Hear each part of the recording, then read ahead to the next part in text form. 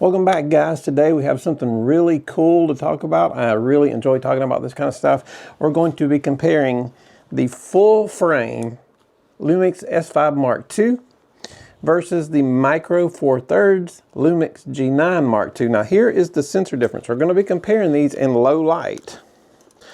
So we have a very small sensor in our Micro Four Thirds camera and a very large sensor in our full frame. Here is full frame. There's Micro Four Thirds. You can see the difference.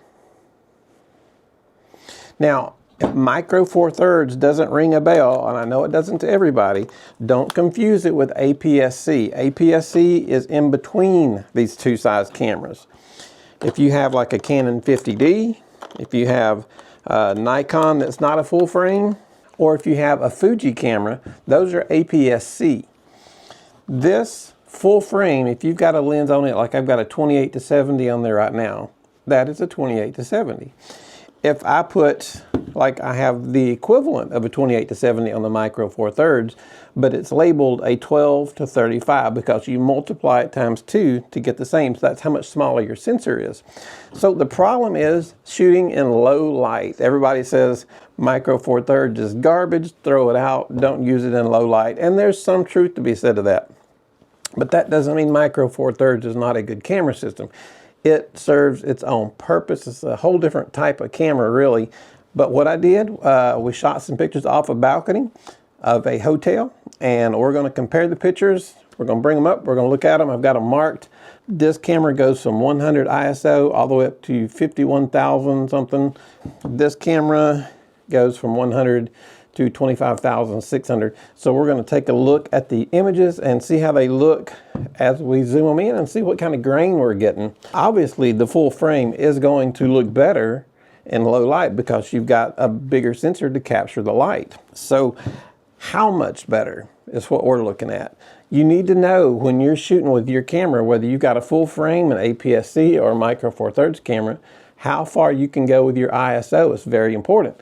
If you don't know that ahead of time, you don't want to start shooting pictures at an ISO that's too high because you're going to get terrible looking grain or noise, and you're not going to be able to fix that very well, and your customer will not be happy at all. So every camera can be a little different, so learn your particular camera. So if we look a little different today, it's because we're recording inside with the DJI Osmo Pocket 3. I was using both of these cameras, and as you know, we've gotten rid of most all of our Canon gear. There's a little bit floating around, but I didn't want to hook any of it up to run video, so I just thought, hey, we'll throw in the Pocket 3. I love this little camera, so if it looks a little different, that's what it is. We usually record with the G9, sometimes with the 5.2, so. But let's get started and take a look at those pictures. All right, guys, so let's jump into the pictures. The first picture we're taking a look at, MFT, again, that is the Micro Four Thirds camera, the crop sensor, specifically the Lumix G9 Mark II. This is shot at ISO 100, full frame, looks great, no issues with that at all. The next picture is the same shot, cropped in a considerable amount. Again, it looks great, no issues whatsoever. The next shot is shot at ISO 200. It's the same, no issues, looks great. Also cropped in ISO 200, still perfect, no issues at all. The ISO 400 is still looking really, really good, full frame. Even when you crop in, we're still looking really, really well, no issues at all using that up to 400. Then as we move into the 800, full frame looks really good. We can see a little bit of grain starting to develop on the 800, but nothing to worry about. I'd have no qualms using this at 800. As we get to 1600, the full frame looks pretty good. As we crop in, you can start to see a good bit more grain. This is probably where I would want to top out if possible. You can see the 3200 full frame doesn't look too bad, and the 3200 cropped in is okay. It's usable. It's not something I would want to use often. I'd rather not use 3200 unless I just had to. Maybe if I had to, go down to 2000, hold it right around 2000. 3200 will be okay, I guess, emergency if I needed to, but other than that, I'd like to stay a little below 3200. Then we get to 6400 full length. The full frame looks not too bad, especially if you just put something on the web, it'll be fine. As you crop in to the 6400, you can really tell the grain is starting to show up on the Micro Four Thirds camera at 6400. And then by the time we get to 12.8, you can start to see a color shift.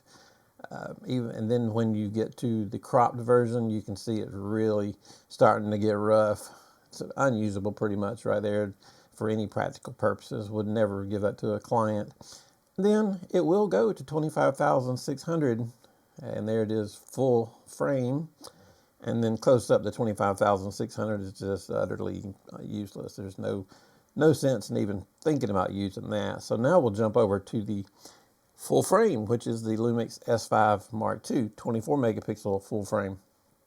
So obviously at 100, that picture looks fantastic. When we crop it in, it's just absolutely stunningly beautiful. 200 full frame, same thing, just gorgeous. Full frame 200 cropped in, absolutely no issues whatsoever. 400 still beautiful, and the 400 cropped in still absolutely gorgeous, no issues at all. Full frame at ISO 800, looking good. And then the full frame ISO 800 cropped in, no problems at all. I had to have no problems using this at 800 whatsoever. It looks just great. 1600 still, surprisingly no issues at all, even cropped in, no problems at all. I'd have no problems shooting 1600 all day long on this camera if I need to. 3200 looks really, really, really good. Maybe not quite as good as the 1600, but still no qualms with the 3200. And full frame cropped in at 3200 looks really, really good. And if you remember, the 3200 on the crop sensor is where we had to kind of draw the line, and I'll compare those side by side at the very end. We continue on with the full frame at 12,800. You're starting to see grain creep in. And then when we get to the cropped in version of the full frame of the ISO 12,800, you can start to see grain show up a fairly decent amount. This is my usable point for my full frame, 12,800. I try to stay below, no higher than 12,800, try to stay below it if possible. And then we can go to 25,600. Full frame, it doesn't look too bad. Cropped in, you're starting to see a lot of grain show up. So really, not really usable at 25,600 unless maybe it's just something for fun, not to use, not for a client, not at 25,600. And then, of course, there's the 51,200. I wouldn't use that at all. There's the cropped in version of the 51,200. Not usable at all for customers. So now let's compare. The one on the left right here is the crop sensor, the Lumix G9, shot at ISO 100, and the one on the right is the full frame, shot at 100. Both just look fantastic, beautiful at 100. The next one side by side is 3200. The one on the left, again, is the Micro Four Thirds crop sensor, ISO 3200. One on the right is also shot at 3200 with the full frame. Huge difference. You can really tell that the full frame is pulling away in a hurry at ISO 3200. And our last comparison is at 12,800. The Micro Four Thirds is useless basically at 12,800, where the full frame is usable at 12,800. So that is my opinion of the pictures, side by side and individually. So let's continue on with the video. Okay guys, so that is it for our low light comparison between our full frame Lumix S5 Mark II and our Micro Four Thirds Lumix G9 Mark II. No surprise, you're 2 to 3 stops better in low light with a full frame camera. That does not, however, mean you have a useless camera if you have a Micro Four Thirds camera. There's things this camera can do that a full frame camera can't do.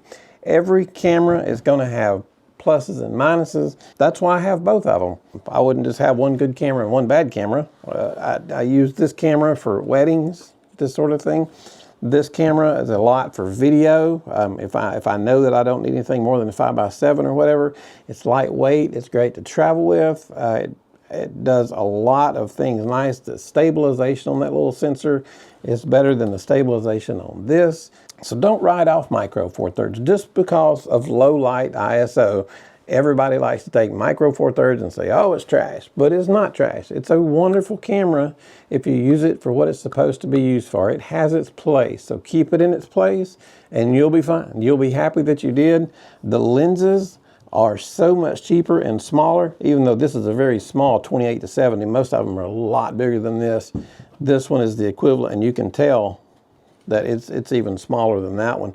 But a lot of lenses will be, you know, 75% less weight. They're so much smaller, and they're a lot cheaper, and they fit. An Olympus lens will fit a Lumix, Leica.